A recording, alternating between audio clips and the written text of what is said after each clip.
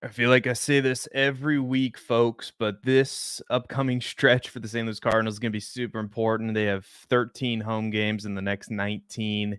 They should be able to put some wins together, but the Cardinals sit at 31 and 33 as we sit here talking today, 6.5 out of the Central. We'll talk more bigger picture today of where I see this Cardinals season going, the different possibilities, the different outcomes, and then we'll preview the upcoming Pittsburgh Pirates series with Paul Skeens on the mound tomorrow, Tuesday, June 11th against Miles Michaelis. We have all that for you and much, much more on this episode of the Believe in St. Louis Cardinals podcast. So as I was saying at the jump, this is going to be more of a bigger picture conversation about the St. Louis Cardinals because if you look at the way that this team was built entering the season, it was very much a weirdly constructed win now team. The starting rotation wasn't good enough, and the front office felt as though they needed to bring in three arms. And we know who those guys are: Sonny Gray, Lance Lynn, and Kyle Gibson. And Sonny Gray's been amazing. Lance Lynn and Kyle Gibson have been good.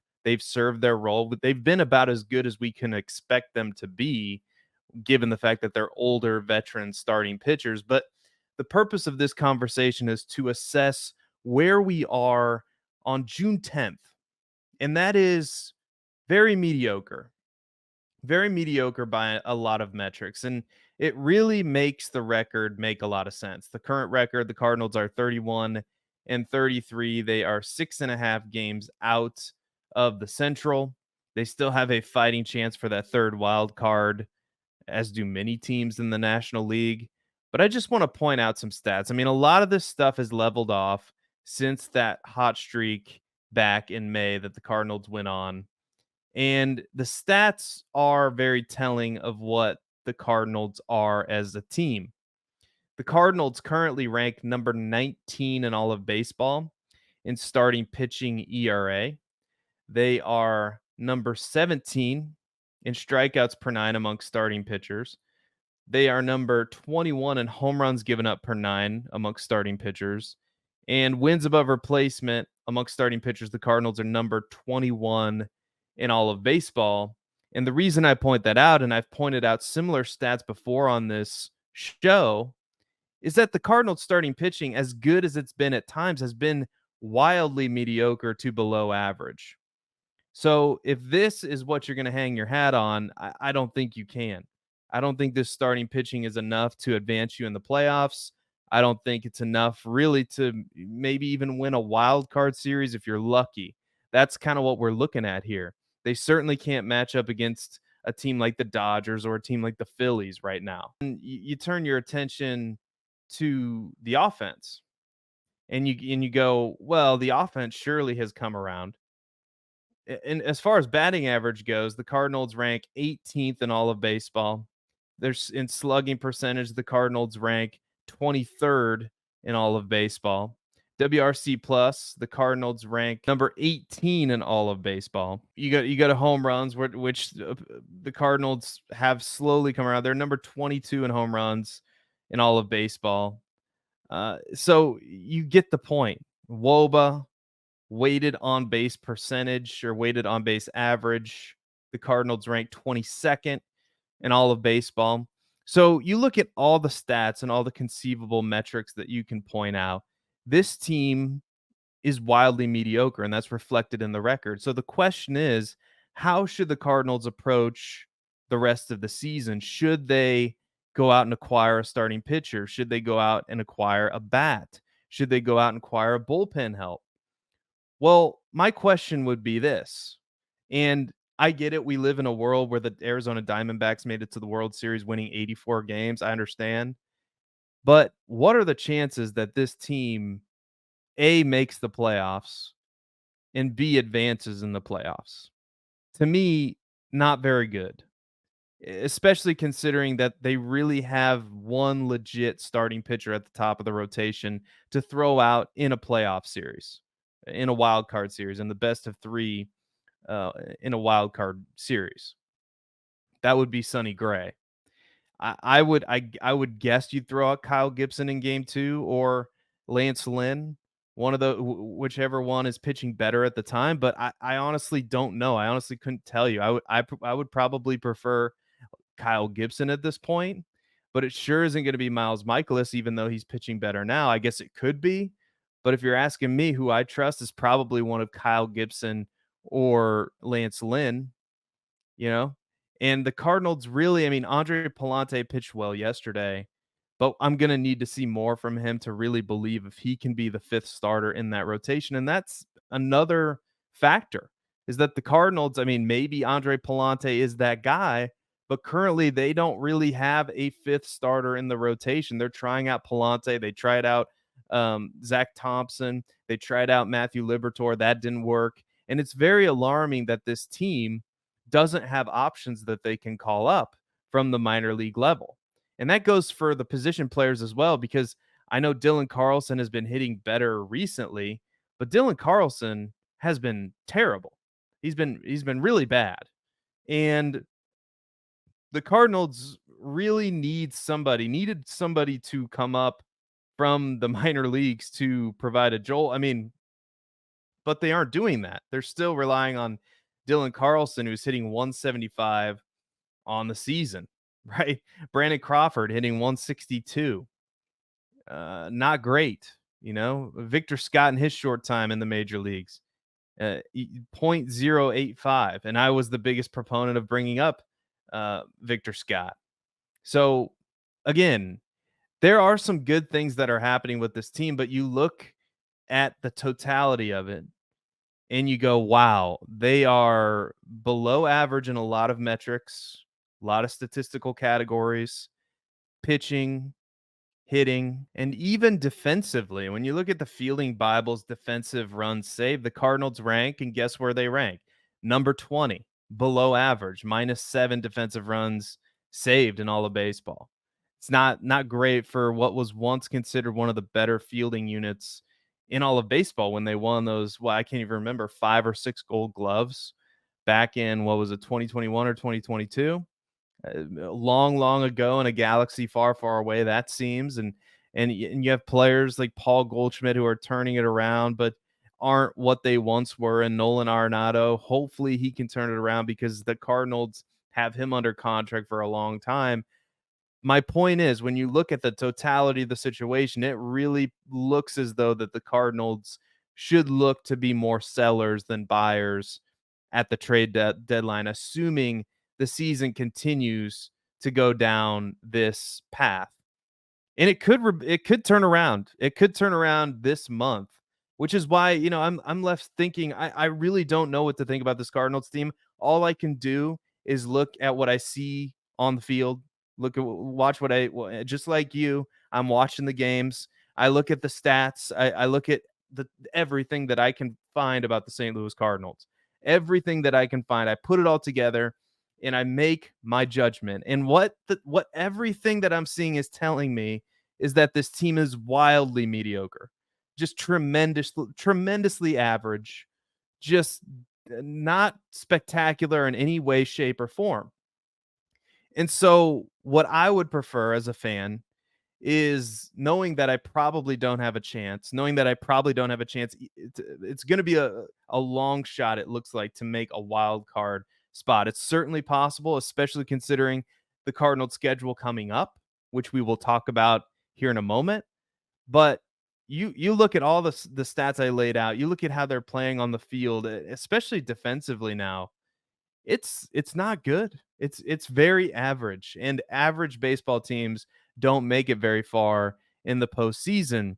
And there are probably many, many reasons for this, but the number one thing that I continue to point to time in and time out, again and again, is that the Cardinals have failed to develop talent. They have consistently overvalued their own prospects, including, to this point, dare I say it, Jordan Walker, who is down in the minor leagues yet again. Now, Mason Wynn looks really, really good. He does. And I'm very hopeful for Mason Wynn. But even with Mason Wynn, even with Alec Burleson, even with all the home runs that Nolan Gorman is hitting, as a fan, the Cardinals have put me in this position that I'm very cautiously optimistic. When's the bottom going to drop out? When are these guys going to fall off the cliff? Can they put up a consistent season after they don't need to be Hall of Famers right now. They don't need to hit 30, 40 home runs. Just show me some consistency in your play. Show me a guy that can be reliable. Like, dare I mention him, Yadier Molina, like somebody like that who can be reliable defensively and maybe give you plus offense in a year. Maybe he can do that. There were many years where Yadier Molina was a plus offensively. And I realize I said they shouldn't, we shouldn't compare these guys to Hall of Famers, or we shouldn't put them in that category. And then I just mentioned potentially a Hall of Fame player in Yadier Molina. So I apologize for that. I'm a fan. I'm not going to be perfect on this podcast, but the point is I'm cautiously optimistic even about somebody that looks as good as Mason Wynn, because I want to see consistent play for an entire season, for another season, put back-to-back seasons together that I can really believe in, stay healthy. And Lars Nootbaar's hurt once again. I don't know if that's a player that the Cardinals can count on long term. I really don't know too much. Like, you would think that we would know a lot about these players, but I don't know what to make of a lot of them. I don't know what to make about Brendan Donovan. 241 average, not hitting for power, OPS 683. I mean, he's pretty good glove defensively, I suppose. Nolan Gorman's hitting a lot of home runs, but his batting average is 223 and he strikes out a lot. I suppose that's fine if he's going to give you that much power. Lars Nootbaar, again, he wasn't really playing well before the injury, and now he's injured. And again, it just a lot of these moves that the Cardinals have made, very perplexing, to bring in Matt Carpenter and Brendan Crawford, who aren't really contributing much of anything. I know Matt Carpenter had the home run against the Rockies, but still, you would think that the Cardinals wouldn't need to bring in those guys if they had prospects ready to go at the minor league level that they have developed. We wouldn't need Michael Ciani. I know he's a plus defender in the outfield, but he cannot hit. Dylan Carlson at this stage of his career, I understand he's been better lately, but he cannot hit. He cannot play. It's about time for us to move on. It's about time for the Cardinals to really shake up this team if things don't correct here in the next month. And I know this feels like a roller coaster that we've been on before. We talked about this before the turnaround, before the Cardinals went 11-3 or 11-2 in that stretch, whatever it was. And the truth is that the Cardinals, to this point, have showed you who they are. Sure, they're like any other team. They can get hot at the right time. They can put stretches together where they win a lot of games. They can also go really cold and lose a lot of games. They did that at the beginning of the season. Add it all up, what does it tell you? This is a tremendously average baseball team that probably should sell at the trade deadline. But let me know what you think in the comments. Don't forget to click the like button, subscribe to the YouTube channel. Don't forget to give the podcast a 5-star review. Let's look ahead. Let's look at this stretch of games. This shakes up pretty interestingly for the St. Louis Cardinals, because their schedule really isn't that bad when you really look at it. They have 13 of their last 19 games in the month of June at home. Check. They play the Pirates, who are currently in last place, albeit they're half a game below the Cardinals. So if that tells you something, I mean, that's at the very least that's a winnable game. I get it. The Cardinals have to face Paul Skeens on Tuesday. But these are very winnable games against a team in the Pirates that's really not very good, or just as bad as the Cardinals are. And then there's the Cubs. There's the Cubs. You have to go on the road to Chicago and you play the Cubs, who are not still playing very good baseball. So again, this should be an opportunity for the St. Louis Cardinals to make some real ground up in the division. The Marlins, then they go to the Marlins, and then back home starting on June 20th against the Giants, and they do play the Braves, but then they play the Reds. These are a lot of teams that are wildly average or way below average. So the Cardinals should be able to win these games, and if they can't, then then the theme just continues here that this team is not a team that's very good. They're average, and they should probably look to reset this thing, especially considering guys like Paul Goldschmidt, Kyle Gibson, Lance Lynn. They're all on these 1 year deals. And so, and any other player that, I mean, Dylan Carlson probably should be gone anyway. Give him another shot with another club. It's been beyond time to trade him. But you see what I mean, that this schedule coming up for the Cardinals is not that bad. It's not that bad. And looking to the Pirates series, as I promised you, on Tuesday, the pitching matchups have been set for this series. So Miles Michaelis is going to go up against Paul Skeens. Miles Michaelis has not been very good in the throughout the totality of the season. He's been a little bit better lately, but a 5.32 ERA is not going to get it done. I don't know who would trade for Miles Michaelis, but this is again how the Cardinals have been mismanaged, because this is a guy who's getting paid, what is it, 16, 18 million dollars for a 5.32 ERA. So that's the pitching matchup on Tuesday, 6:45 Central Time. On Wednesday, Billy Falter, left-handed pitcher for the Pirates, goes up against Sonny Gray. I like the Cardinals' chances in that one. And then on Thursday, Mitch Keller, and all of these pitchers for the Pirates all have really low ERAs. Three flat ERA for Paul Skeens, Bailey Falter 3.69, Mitch Keller 3.16. Mitch Keller goes up against Lance Lynn. So you like your chances with Sonny Gray and Lance Lynn on the mound. Miles Michaelis again has been better lately. This is a big series for the St. Louis Cardinals. I'd love to hear what you think. My official prediction is that the Cardinals take 2 out of 3 at home. I think they drop the game that Michaelis is on the bump, and I think they'll win the Sonny Gray game. I think they'll win the Lance Lynn game. But I'd love to hear what you think, because again, this Cardinals team could prove me wrong yet again. Like, they could prove me wrong. But what I'm saying here, and I think is the evidence is in that this is just an average baseball team. And I'm done having high expectations for them that I had at the beginning of the season, that I thought that they could really win the Central. You know, I really believe that they were a better baseball team than what we're seeing. And I think they are. I think they could be, which is why it's so frustrating watching them and on a night in and night out basis. But what they're showing us is that they're not a legitimate playoff team. But let me know what you think in the comments.